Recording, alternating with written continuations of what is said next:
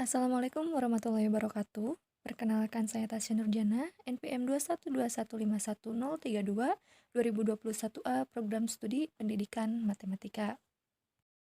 Nah, oke, kali ini ada studi kasus di mana kasusnya yaitu sulitnya pembelajaran matematika, terutama pada aljabar seperti operasi hitung perkalian aljabar yang sulit dimengerti jika tidak mengetahui konsep materi aljabar. Nah, sedikit bercerita bahwa aljabar ini ada pada materi di SMP. Jadi kan pas SD itu tidak ada materi aljabar, nah pas SMP ada. Nah, ini sebuah kasus di mana anak SD-nya itu sulit gitu menghadapi aljabar pas masa transisi dari SD ke SMP ini.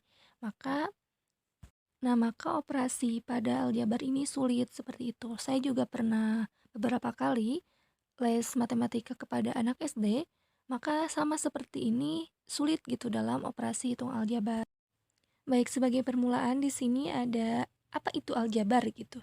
Sebagai awal mula dari pembelajaran aljabar, maka di sini kita tentukan apa itu pengertian aljabar. Jadi aljabar itu merupakan salah satu cabang ilmu matematika yang menggunakan simbol dan operasi matematika seperti penjumlahan, pengurangan, perkalian, dan pembagian untuk pemecahan masalah. Sebagai dasar terlebih dahulu, kita tahu arti pengertian. Selanjutnya ada macam-macam bentuk aljabar dalam operasi perkalian. Nah, oke, selanjutnya di sini ada dua macam operasi perkalian pada aljabar. Yaitu ada dua bentuk. Yang pertama, perkalian antara konstanta dengan bentuk aljabar. Nah, yang kedua, perkalian antara dua bentuk aljabar.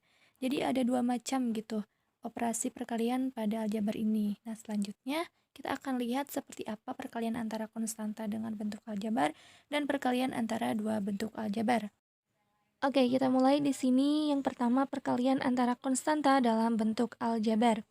Nah, jadi perkalian suatu bilangan konstanta K dengan bentuk aljabar suku 1 dan suku 2 dinyatakan sebagai berikut.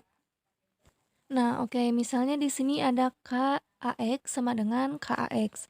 K dalam kurung AX ditambah B sama dengan KAX ditambah KB. Jadi di sini ada K dikali AX, maka dalam kurung gitu ya. Maka hasilnya itu adalah KAX, maka kita kalikan aja langsung.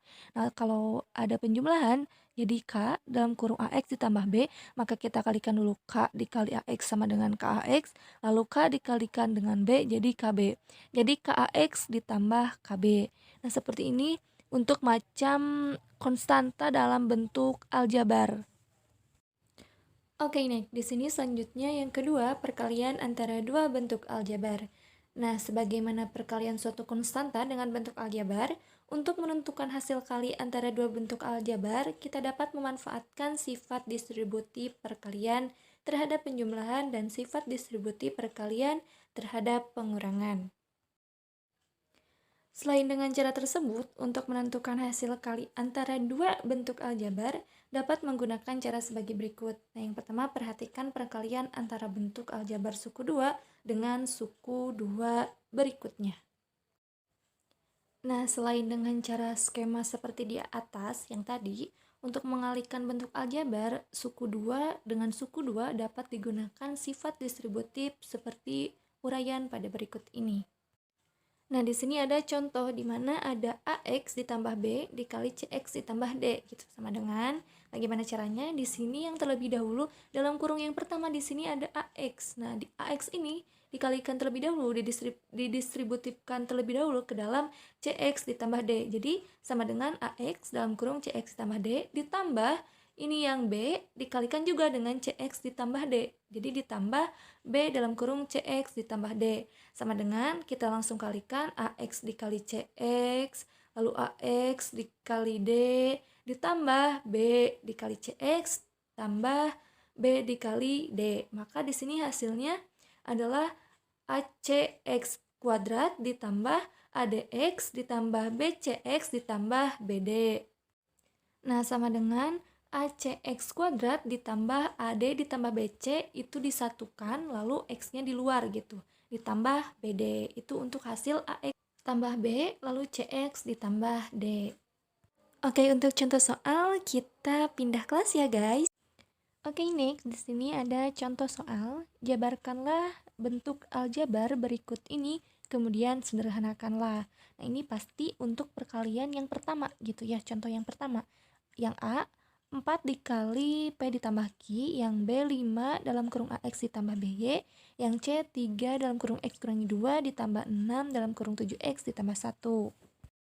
Nah, penyelesaiannya yang pertama, yang A 4 dalam kurung P ditambah Q, maka kita kalikan terlebih dahulu 4 dikali P dan ditambah 4 dikali Q. Jadi hasilnya 4P ditambah 4Q. Lalu yang B ada 5 dalam kurung AX ditambah BY. Penyelesaiannya dengan kita kalikan dulu 5 dikali AX sama dengan 5AX ditambah 5 dikali BY, yaitu 5BY. Jadi hasilnya adalah 5X ditambah 5BY. Nah, ini sejenis dengan yang A gitu, sama. Lalu yang C, penyelesaiannya yaitu 3 dalam kurung X kurangi 2 ditambah 6 dalam kurung 7X ditambah 1. Penyelesaiannya yaitu, jadi kita kalikan dulu 3 dikali X, maka 3X hasilnya. Lalu 3 dikali min 2, maka hasilnya adalah min 6. Ditambah yang selanjutnya 6 dikalikan dengan 7X, yaitu 42X. Lalu 6 dikali 1 tambah 6 sama dengan 3X. Kita satukan terlebih dahulu yang variabelnya sama, 3X tambah 42, 6, min 6 ditambah 6. Maka bisa dilihat hasilnya jadi 3 ditambah 42 sejenis dikali X. Lalu min 6 ditambah 6 hasilnya 0. Jadi hasilnya adalah 45X dari 42 ditambah 3. Oke, next. Selanjutnya di sini ada contoh soal yang kedua. Tentukan hasil perkalian bentuk aljabar berikut dalam bentuk jumlah atau selisih. Yang pertama, 2X ditambah 3 dikali 3X dikurangi 2. Lalu yang nomor 2, dalam kurung min 4A ditambah B dikali 4A ditambah 2B. Mari kita langsung ke penyelesaiannya. Oke, untuk penyelesaian yang pertama di sini ada soal 2X ditambah 3 dalam kurung 3X dikurangi 2. Nah, yang pertama kita kalikan terlebih dahulu si 2X ini ke dalam 3X dikurangi 2 gitu. Selanjutnya yang 3 ini dikalikan dengan 3X dikurangi 2 juga, sama seperti itu. Maka sama dengan 2X dikalikan dengan 3X, 6X kuadrat, lalu 2X dikalikan dengan min 2 jadi min 4X. Ditambah 3 dikali 3X yaitu 9X, lalu 3 dikali min 2 yaitu min 6. Sama dengan 6X kuadrat ditambah min 4X ditambah 9X dikurangi 6 sama dengan 6X kuadrat ditambah 5X dikurangi 6. Seperti itu. Oke, untuk soal yang kedua di sini sama seperti yang tadi, min 4A dikalikan dengan 4A ditambah 2B, lalu ditambah B dikalikan dengan 4A ditambah 2B. Min 4A dikalikan dengan 4A, min 16A kuadrat, dikurangi min 4A ditambah 2B, yaitu min 8A, ditambah B dikali 4A, 4AB, ditambah B dikali 2B, yaitu 2B kuadrat. Sama dengan min 16 kuadrat dikurangi 4AB dari 8, min 8AB ditambah 4AB, lalu ditambah 2B kuadrat. Seperti itu. Nah, terima kasih semuanya. Semoga bermanfaat. Wassalamualaikum warahmatullahi wabarakatuh. Bye.